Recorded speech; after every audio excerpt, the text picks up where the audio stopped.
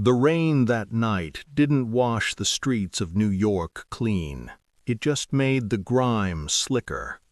It made the blood harder to see on the pavement, blending it into the oil and the mud until you couldn't tell where the city ended and the violence began. Inside the car, the air was heavy. Not hot, just heavy. It felt like the inside of a lung that had stopped breathing. The leather of the seats creaked with the slightest shift of weight, a sound that seemed deafening in the silence. There were 3 men in the vehicle, but only one of them mattered. He sat in the back, his eyes fixed on the entrance of a building across the street, a modest Italian restaurant, the kind of place where families ate pasta on Sundays and where men decided who would live to see Monday. He didn't check his watch. He didn't check his gun. Those things were already done. Checking them again would be a sign of nerves, and nerves were a luxury he couldn't afford. Not tonight. Tonight was the end of something, or the beginning. He knew that when he walked through those doors, he was walking into the mouth of a beast that had swallowed men twice his size, men with armies behind them, men who thought they were gods. The driver looked in the rearview mirror. His eyes were wide, darting, betraying the terror that the man in the back refused to feel. The driver wanted to say something. You could see it in the way his jaw worked, the way his knuckles turned white on the steering wheel. He wanted to ask if this was it, if they should turn the car on, if they should run. But he said nothing, because the man in the back didn't like noise. Silence was a weapon. It was better than a switchblade, better than a Tommy gun. Silence made people lean in. It made them wonder what you were thinking. And while they were wondering, you were already 3 moves ahead. The man in the back adjusted his cufflinks. Gold, understated. He smoothed the lapel of his suit. He wasn't going to a funeral, though half the city thought he was. He was going to a meeting. But in his world, a meeting was just a polite word for an execution where you hadn't been told yet who the victim was. He reached for the door handle. The metal was cold. The rain drummed against the roof, a frantic, chaotic rhythm against the slow, steady beat of his own heart. He knew that the men inside that restaurant were waiting for him to tremble. They were waiting for him to beg. They were waiting for the boy from the streets to show up so the men in the high castles could dismiss him. He pushed the door open. The sounds of the city rushed in, tires on wet asphalt, a distant siren, the hum of electricity. He stepped out. His shoes hit the pavement with a solid, undeniable thud. He didn't hurry. He buttoned his jacket. He looked up at the neon sign above the door, the red light reflecting in his dark eyes. He wasn't walking into a trap. He was the trap. If you're drawn to the untold power stories of Harlem and the men who ruled without noise, you're already in the right place. This is Bumpy Johnson Files. Subscribe and tell us in the comments where you're watching from and what time it is right now. The history books will tell you that the Italian Mafia conquered New York. They will tell you that the 5 families drew lines on a map and everyone else just fell into place, bowing to the superior organization, the superior firepower, the centuries of tradition brought over from Sicily. They write it as if it were inevitable, as if Harlem was just a colony to be exploited, a place without its own kings. They lie. The files that detail what actually happened that night were never kept in a police precinct. They weren't written down by journalists. Those truths were buried in the whispered conversations of old men in barber shops, in the knowing nods between grandmothers on stoops. The official narrative is that the mob won. The hidden truth is that the mob met a force they couldn't calculate, and they were forced to change the rules of the game just to survive him. This story isn't about a gangster. It's about the moment a man became a sovereign state. It's about the night Ellsworth Bumpy Johnson walked into a room full of wolves and convinced them that he was the only one with teeth. This story will change how you understand power. It will show you that the loudest man in the room is usually the weakest, and that true control is the ability to make your enemies thank you for the privilege of letting you live. But before the suits, before the strategy, before the legend, you have to understand the pressure. You have to understand the crushing weight of being the only thing standing between a community and its total erasure. Imagine waking up every morning knowing that your survival depends on the whims of men who don't see you as human. Imagine the rage that builds when you see your neighbors paying protection money to people who despise them. Bumpy wasn't just fighting for territory, he was fighting for dignity. And dignity in the 1930s was an expensive commodity. It cost blood. He was tired. That's the part they don't tell you. By the time this meeting happened, Bumpy had been at war with Dutch Schultz for years. The Dutchman was a rabid dog, a man who killed for sport, who sprayed bullets into crowded clubs just to send a message. Bumpy had fought him street by street, number by number. He had seen his friends gunned down in broad daylight. He had seen the fear in the eyes of the shopkeepers who looked to him for safety. He carried the ghosts of every dead soldier in his pocket. He felt the gaze of Harlem on his back, heavy and demanding. They called him a hero, a defender, but he knew the truth. He was just a man trying to keep the dam from breaking, and the cracks were showing. The money was running low. The bodies were piling up. The police were circling like vultures, waiting to pick the bones of whoever lost. He was vulnerable. For the first time, he wasn't sure if he could win with a gun. He sat alone in his apartment, listening to the radiator hiss, reading books on history, on philosophy, on chess. He was looking for an answer that wasn't written in .45 caliber rounds. He knew that if he kept fighting the Dutchman head-on, Harlem would burn, and he would burn with it. He needed a way out. He needed a checkmate. But nobody saw the doubt. That was his gift. To the world, he was stone. He was the mountain that didn't move. When he walked through the streets, the noise dropped. It wasn't out of terror, not entirely. It was respect, a terrifying, holy kind of respect. People stepped off the curb to let him pass, not because he demanded it, but because he occupied the space so completely that to stand in his way felt like a violation of natural law. He wasn't the loudest voice in the room. He wasn't the one flipping tables or screaming threats. He was the one sitting in the corner, peeling an apple with a small knife, watching, always watching. He knew your secrets before you spoke them. He knew your price before you negotiated. Power to Bumpy wasn't about holding a gun. Any fool can hold a gun. Power was about holding the attention of men who held guns. It was psychological.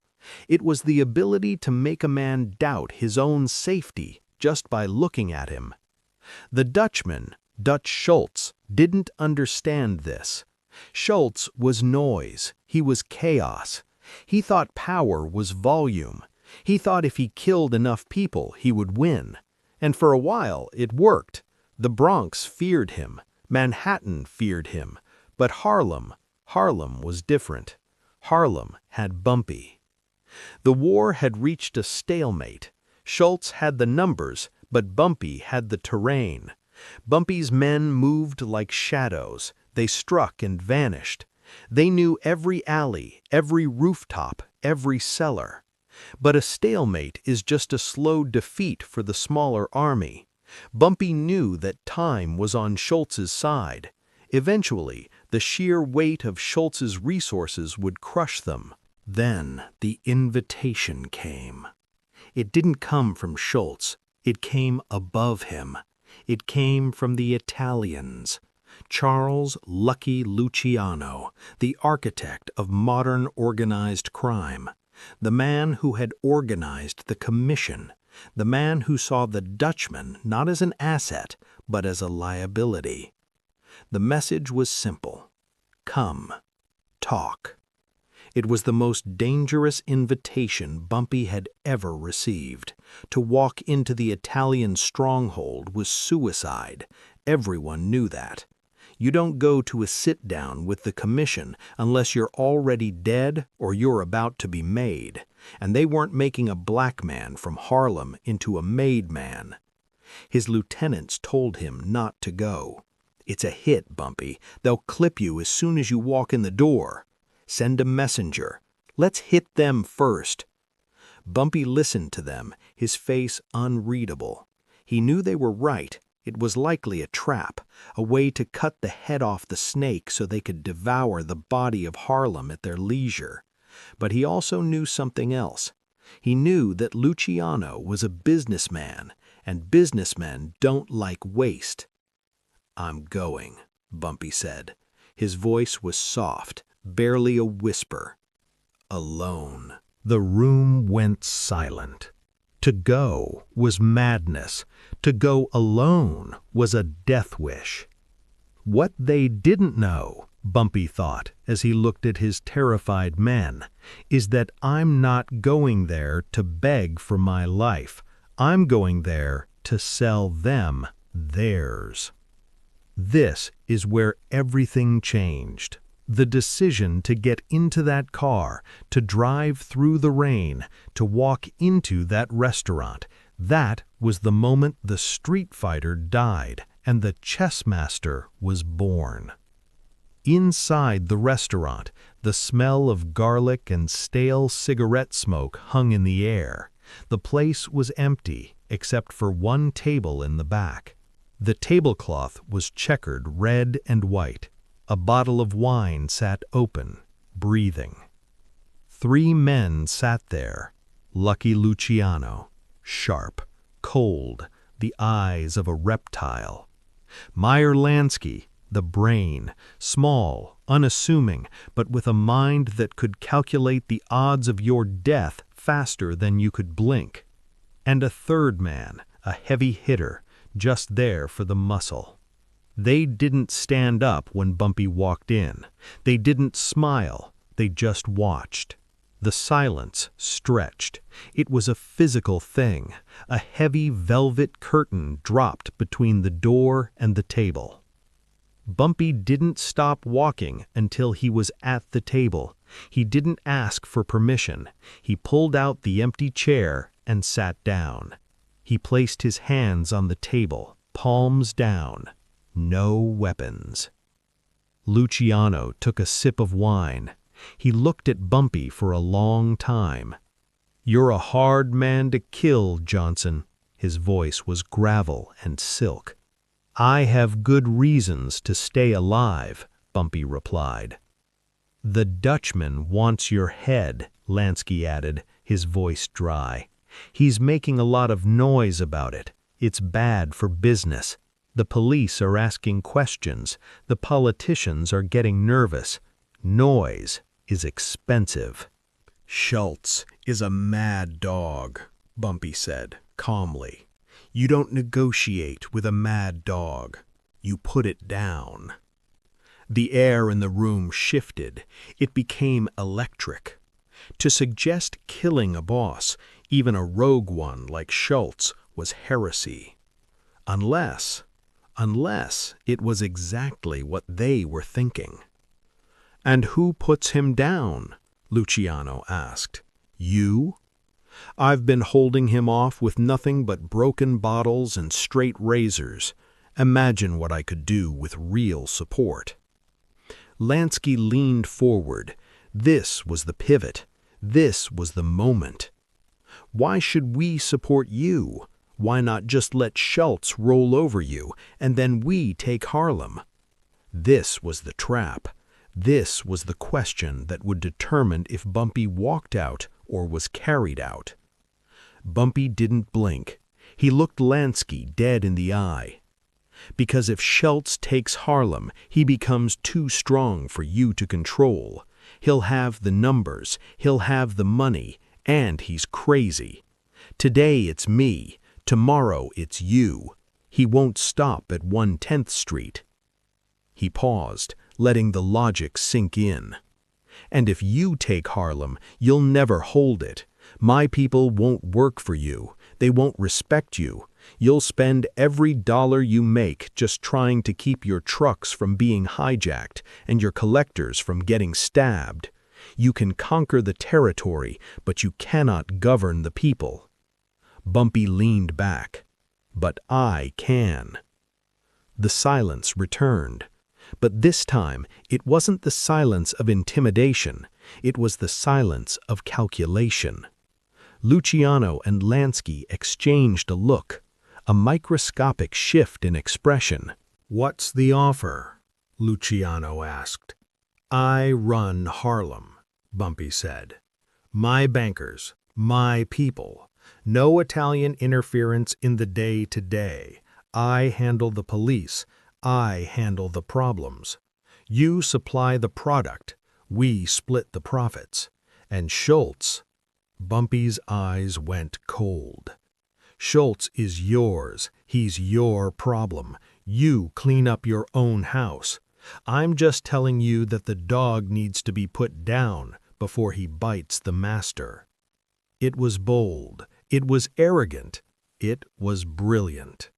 He wasn't asking for a favor. He was offering a solution to a problem they were terrified to admit they had. He was offering them order. He was offering them peace. And all it cost them was their pride. Luciano smiled, a thin, dangerous smile. "You got big stones, Johnson." "I have a big responsibility," Bumpy corrected. They didn't shake hands then. That's in the movies. In reality, Luciano just poured a glass of wine and slid it across the table. "Schultz is dead," Luciano said. "He just doesn't know it yet." That decision would haunt the underworld for decades. The alliance was formed, not out of friendship, but out of cold, hard necessity. Weeks later, Dutch Schultz was gunned down in the Palace Chop House in Newark. It was messy. It was brutal. It was exactly what Bumpy had predicted. The mad dog was put down. But the real twist wasn't the violence. It was the quiet that followed. When the news hit Harlem, people waited for the Italian tanks to roll in. They waited for the new overlords, but they never came. Instead, they saw Bumpy walking down 125th Street in a new suit, smoking a cigar, unharmed, unbowed. He didn't make a speech. He didn't declare victory. He just stood on the corner, and the neighborhood understood. The Italians weren't in charge. Bumpy was. He had done the impossible. He had used the Mafia's own power to destroy his enemy, and in the process he had secured his own crown. He hadn't sold out, he had bought in. The legend of that meeting grew. It became a myth. The story of the black gangster who sat at the table with the 5 families and didn't blink. It changed the way the underworld operated. It proved that intelligence was more lethal than brutality. Bumpy Johnson ruled Harlem for decades after that. He went to prison, he came out, and he ruled again. The world changed. The civil rights movement began. Drugs changed. The streets changed. but the respect remained. Because Bumpy understood something that the loud men, the violent men, never grasped. He understood that true power is the ability to shape the world without raising your voice. It's about patience. It's about seeing the board. It's about knowing that a king isn't the one who fights every battle. A king is the one who decides which battles are fought. He died quietly, eating a meal in a restaurant, years later. His heart just stopped.